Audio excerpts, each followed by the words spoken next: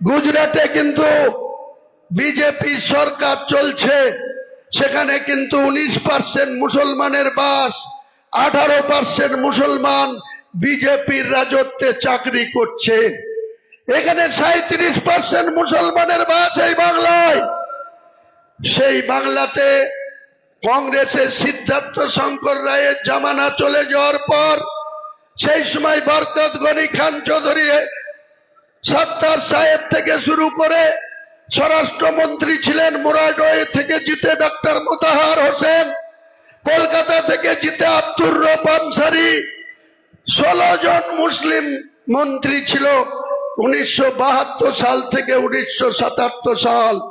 আর যে মুসলিমদের কাঁধে ভর দিয়ে 2011 সালে কংগ্রেসকে সঙ্গে নিয়ে যে মমতা ব্যানার্জি 34.5 বছরের সরকারটাকে এখান থেকে সরিয়ে দিল, সেই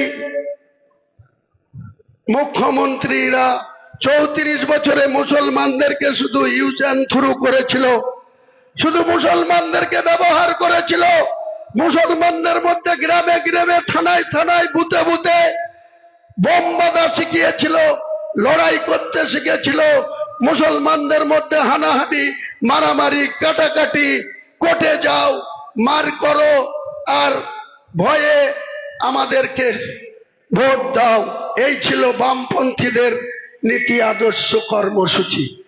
একই পন্থা অবলম্বন করল মমতা ব্যানার্জি। আজকে তিনি সনাতনী ধর্ম অবলম্বী একজন ব্রাহ্মণের কন্যা, তিনাকে যখন বাংলার মানুষ প্রায় 100 জন মুসলমানের মধ্যে 85 জন মুসলমান এই তৃণমূলকে ভোট দিয়ে 2011 সালে 229টা সিটে লড়াই করেছিল, কংগ্রেসকে মাত্র 65টা আসন দিয়েছিল।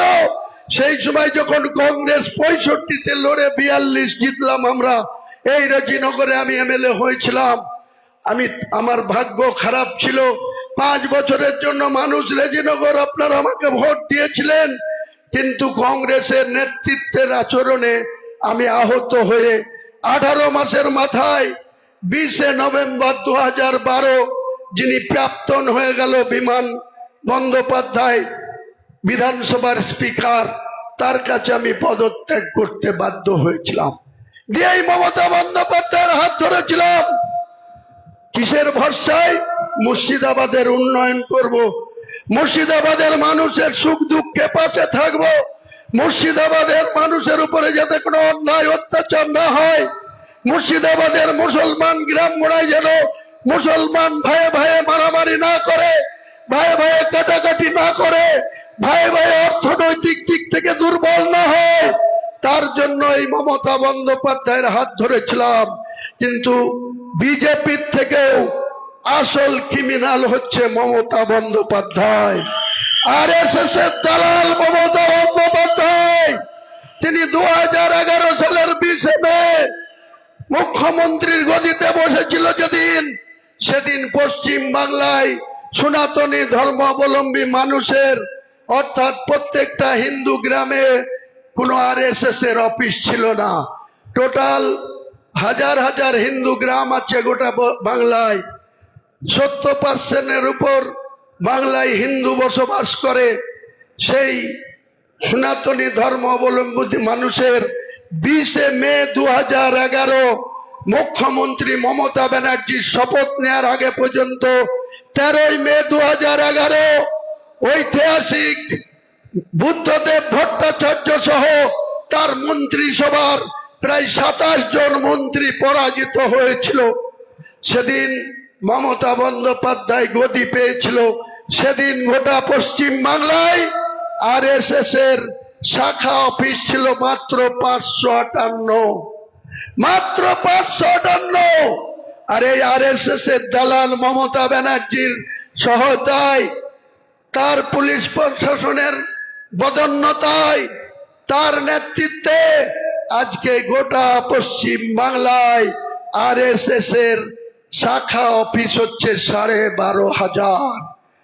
এই 12,500 আরএসএস এর কর্মীরা পিছন থেকে লড়াই চালাচ্ছিল।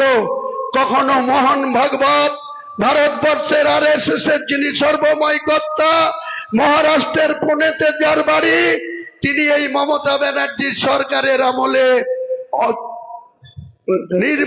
ভাবে নির্বিচারে 15 দিন পশ্চিম বাংলায় 2025 সালে 15 দিন রাত্রি যাপন করেছে, আর পিছন থেকে অপারেশন করেছে।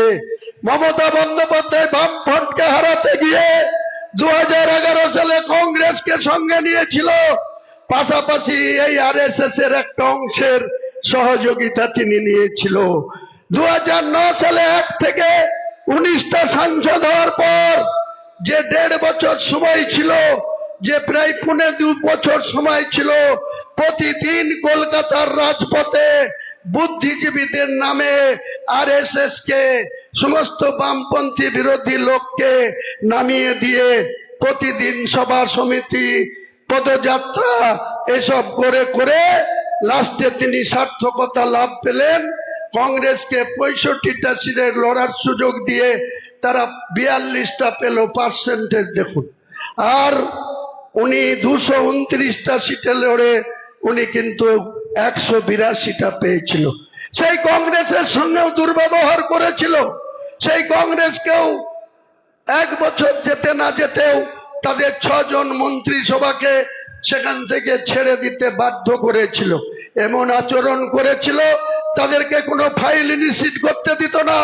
ডাক্তার মনোজ ভূঁইয়া, আবু হেনা থেকে শুরু করে যারা মন্ত্রী ছিল, গনি খানের ভাই থেকে শুরু করে কেশব মন্ডল কুচবিহারের থেকে শুরু করে যে 6 জন মন্ত্রী ছিল, যে মানুষ ভূঁইয়াকে একদিন মঙ্গলকোটে দেখেছিলাম, বুদ্ধবাবু মুখ্যমন্ত্রী, ডাক্তার মানুষ, CPM এর লোকরা কিভাবে তাকে তাড়া করেছিল মঙ্গলকোটে।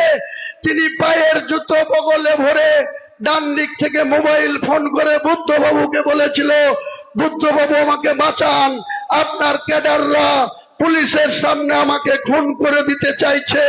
সেদিন কিন্তু বুদ্ধবাবু এই মানুষ ভূঁইয়াকে বাঁচিয়েছিল, সাপোর্ট করেছিল। আজকে কি ইতিহাস! আজকে মমতা বন্দ্যোপাধ্যায় সহ বিরোধী দলনেতা যে নিজেই যাকে হৃষ্টপিষ্ট করেছিল শুভেন্দু অধিকারীকে 2021 সালে নন্দীগ্রামে, তার কাছে 1956 ভোটে হারতে হয়েছিল। এত রবরবা, এত ঔদ্ধত্য, তার ভাইপুর সঙ্গে কথা বলা, টাকা ছাড়া কথা বলা যায় না, ফোনে মেসেজ দিলে তার কোনো উত্তর পাওয়া যায় না। আমি হুমায়ুন কবির বারবার মমতা ব্যানার্জির কাছে প্রতিবাদ করেছিলাম যে আমরা দল করতে এসেছি, আপনার ভাইপুর গোলামি করতে আসিনি। আপনার ভাইপুকে সামলান, আপনার ভাইপুকে তুলাবাজি করা থেকে বিরত রাখুন, আপনি নিজে ক্ষমতা রাখুন। আপনি পুলিশ মন্ত্রী, একটা আইসির পোস্টিং দিতে গেলে আপনার ভাইপুকে 70 লাখ থেকে 1.5 কোটি গুনতে হয়। একটা জেলার SP কে পোস্টিং দিতে হলে আপনি পুলিশ মন্ত্রী, আপনার ভাইপো আগে 2 কোটি টাকা নেয়, তারপরে তার SPর পোস্টিং হয়। এটা সাধারণ মানুষের উপরে জুলুম। একটা সাধারণ মানুষ 1 লরি বালি কিনতে গেলে এধারে বলছে লক্ষ্মীর